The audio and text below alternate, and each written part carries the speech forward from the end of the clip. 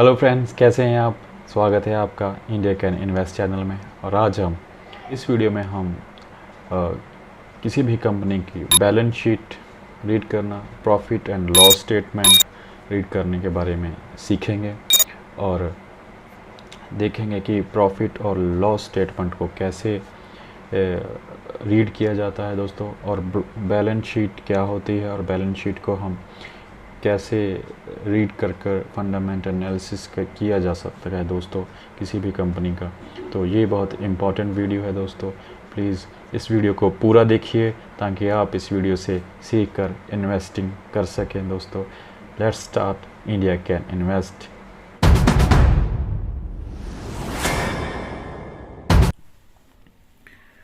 तो चलिए दोस्तों शुरू करते हैं।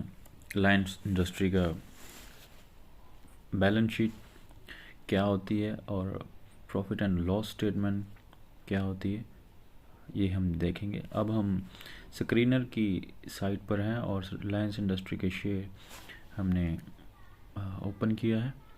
तो हम चलते हैं इसकी बैलेंस शीट पर। तो ये देखिए दोस्तों, बैलेंस शीट। हम बैलेंस शीट को बेसिकली समझेंगे कि क्या होती है ये बैलेंस शीट। तो देखिए दोस्तों, शेयर कैपिटल, तो ये रिलायंस इंडस्ट्री का बैलेंस शीट है। तो आप देख सकते हैं कि मार्च 2011 से और सितंबर 2022 का डाटा हमें शो हो रहा है इस साइट पर। तो मार्च 2011 में आप देख सकते हैं 2,981 करोड़ की इसकी शेयर कैपिटल थी, जो कि अब बढ़कर 6,766 करोड़ की हो चुकी है दोस्तों। शेयर कैपिटल वो होती है जो इसकी इक्विटी की, जो पैसा इसमें इक्विटी से उठाया गया है तो उसकी ये वैल्यू है। तो इसके बाद आ जाता है रिज़र्व, कि कंपनी के पास रिज़र्व में कितना कैश है, कितना पैसा रिज़र्व में रखा हुआ है। रिज़र्व में पैसा मतलब फ्यूचरिस्टिक अप्रोच को लेकर, ग्रोथ को लेकर कितना पैसा कंपनी के पास रिज़र्व में पड़ा है। तो देख सकते हैं आप 1,01,100 दे सकते हैं आप रिज़र्व में 151। तो आप देख सकते हैं रिज़र्व में 2011 में 151। तो आप देख सकते हैं रिज़र्व में रिलायंस इंडस्ट्री के पास 1,51,112 करोड़ रुपए थे। और अब देखते हैं दोस्तों, अब देखिए दोस्तों कितना ज़्यादा डिफरेंस आ चुका है। 7,83,283 करोड़ रुपए रिज़र्व में भी हैं। तो दोस्तों आगे बोरोइंग्स, आप बोरोइंग्स में जाएंगे तो क्लिक करेंगे तो आप देखेंगे कि long term borrowing. Long term borrowing मतलब जो भी कंपनी ने लॉन्ग टर्म लोन लिया है किसी बैंक से, तो वो लॉन्ग टर्म में आ जाता है। 1 साल से ज़्यादा के किसी के साथ मतलब लोन उठाया है तो वो लॉन्ग टर्म में आ जाता है, और 1 साल से कम वो शॉर्ट टर्म में आ जाता है। देखिए दोस्तों, तो लॉन्ग टर्म में कितना 2011 में कितना था, और अब लॉन्ग टर्म देखिए शो ही नहीं हो रहा है। मतलब कंपनी ने अभी सितंबर 2022 में लॉन्ग टर्म बोरोइंग ख़त्म हो चुका है इसका, जो इसके अकॉर्डिंग शो हो रहा है। शॉर्ट टर्म बोरोइंग भी ख़त्म हो चुकी है दोस्तों। इट मीन्स ये शेयर अपने डेप्थ से फ्री हो चुका है अभी दोस्तों। अब आगे चलते हैं अदर लाइबिलिटीज़। लाइबिलिटीज़ दोस्तों मतलब जो भी कंपनी पे कर्जा है, लाइबिलिटीज़ है, तो वो उसमें शो हो जाती हैं दोस्तों। ये देखिए trade payables, other liabilities items. तो टोटल लाइबिलिटीज़ आपको शो हो रही है दोस्तों, ये इतनी शो हो रही है। फिक्स्ड एसेट्स, तो दोस्तों फिक्स्ड एसेट्स क्या होते हैं। फिक्स एसेट्स जैसे कि आप देख रहे हैं land, building, plant, machinery, ships, furniture, fitting, vehicles, intangible assets and fix assets. तो ये कंपनी के जो फिक्स एसेट्स हैं, लाइक लैंड है परचेज किया हुआ है, बिल्डिंग है, प्लांट मशीनरी जिससे वर्किंग होती है, शिप्स, वेसल्स। तो जो कंपनी की ये लैंड है, बिल्डिंग है, तो ये फिक्स एसेट्स में आ जाता है। तो इसकी जितनी भी उसकी वैल्यू है उसके हिसाब से ये इस बैलेंस शीट में हमें शो होता है दोस्तों।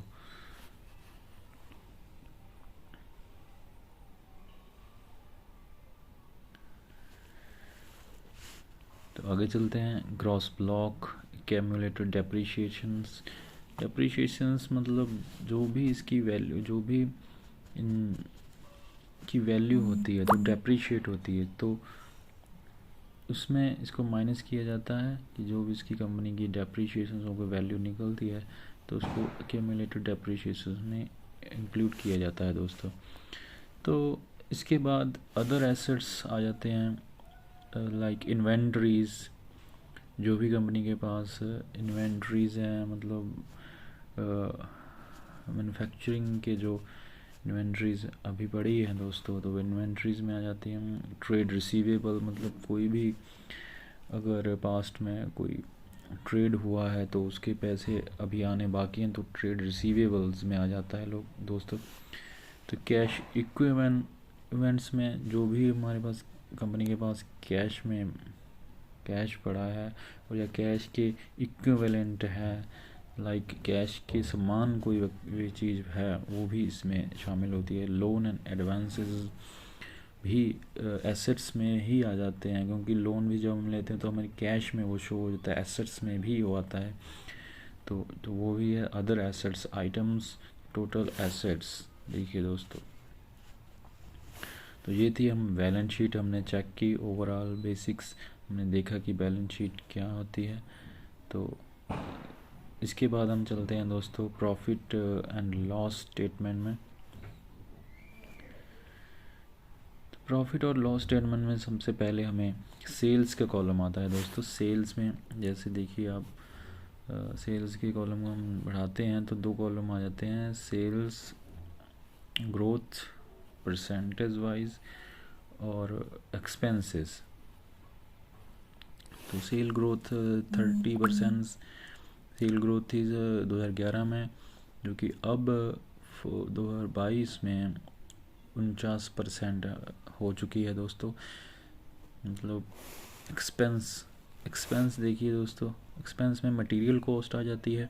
मटेरियल कॉस्ट देखिए 77% मटेरियल कॉस्ट थी 2011 में, फिर 83, 84, 79, 69, 70, 68, 69, तो अभी दोस्तों 68 है दोस्तों। मतलब ये एवरेज में 65 के अकॉर्डिंग चल रहा है दोस्तों मटेरियल कॉस्ट। तो मैन्युफैक्चरिंग कॉस्ट आ जाती है दोस्तों। तो एक्सपेंसेस में material cost, manufacturing cost, employee cost, other cost. Employee को जो पैसा जाता है, पेमेंट जाती है, तो वो एम्प्लॉय कॉस्ट में जाती है, तो ये एक्सपेंसेस हो जाता है दोस्तों। इसके बाद आता है ऑपरेटिंग प्रॉफिट। तो ऑपरेटिंग प्रॉफिट का मतलब जो भी कंपनी का मेन बिजनेस है उससे कंपनी को क्या प्रॉफिट हो रहा है परसेंटेज वाइज, क्या मार्जिन, तो उसमें हमें शो होता है दोस्तों OPM operating profit margin percentage wise. ये बहुत इंपॉर्टेंट है दोस्तों किसी कंपनी को एनालिसिस करने के लिए, कि ये कंपनी के प्रॉफिट है वो कम से कम 15 से ऊपर होना ही चाहिए, 15-20 के ऊपर होना चाहिए। देखिए आप 15%, फिर 9%, 8%, 10, 15, तो अभी 15% के है, तो ठीक है, ठीक है। लेकिन किसी कंपनी का अच्छा है तो वो कंपनी काफ़ी ज़्यादा अच्छा मार्जिन समझिए। ऑपरेटिंग प्रॉफिट मार्जिन का मतलब कि अपनी कंपनी कोई भी चीज़ कम बिजनेस कर रही है तो कितने मार्जिन पे वो बिजनेस कर रही है दोस्तों, क्योंकि मार्जिन अच्छे होंगे तो कंपनी प्रॉफिट करेगी। अदर इनकम में आप exceptional items, other income, normal interest, depreciations आ जाता है दोस्तों। प्रॉफिट बिफोर टैक्स मतलब कि कंपनी का जो प्रॉफिट हुआ है वो टैक्स लगने से पहले जो प्रॉफिट होता है, जो प्रॉफिट बिफोर टैक्स पीबीटी कहते हैं इसे। तो आप देख सकते हैं 24,055 करोड़ का प्रॉफिट हुआ है। तो अब देखते हैं दोस्तों कितना है, 95,253 करोड़ का ये प्रॉफिट हुआ है। तो उसमें आपको टैक्स देखिए 20%, 22%, 24%, 27%, 28%। तो ये देखिए 3%। अब अगर टैक्स कम है तो उसका प्रॉफिटेबिलिटी भी ज़्यादा बढ़ेगी। लेकिन आपको ध्यान रखना है कि नॉर्मल टैक्स ये कोरोना के टाइप के 3% होगा, क्योंकि कंपनीज को छूट मिली थी गवर्नमेंट से टैक्स की, तो ये 3% शो हो रहा है दोस्तों। क्योंकि ये देखिए आप, हाँ 2021 में ये 3% शो हो रहा है। तो इसके बाद नेट प्रॉफिट। तो अब जब हमने किसी कंपनी का प्रॉफिट बिफोर टैक्स से टैक्स माइनस कर दिया तो नेट प्रॉफिट निकल के आता है दोस्तों। नेट प्रॉफिट की जो वैल्यू है तो एक्चुअल प्रॉफिट में आ जाती है दोस्तों। नेट प्रॉफिट देखिए 90,272 करोड़ नेट प्रॉफिट था। अब देखिए 73,515 करोड़ का जो नेट प्रॉफिट है तो ये हुआ है दोस्तों। तो प्रॉफिट लॉस स्टेटमेंट आपने समझी। तो दोस्तों प्रॉफिट और लॉस स्टेटमेंट और बैलेंस शीट को हमने बेसिकली समझा, और उम्मीद करता हूँ आपको अच्छे से समझ में आया होगा। तो हाँ दोस्तों, कैसी लगी आपको हमारी ये वीडियो? आशा करता हूँ आपको जो हमने सीखा आपको समझ आया होगा।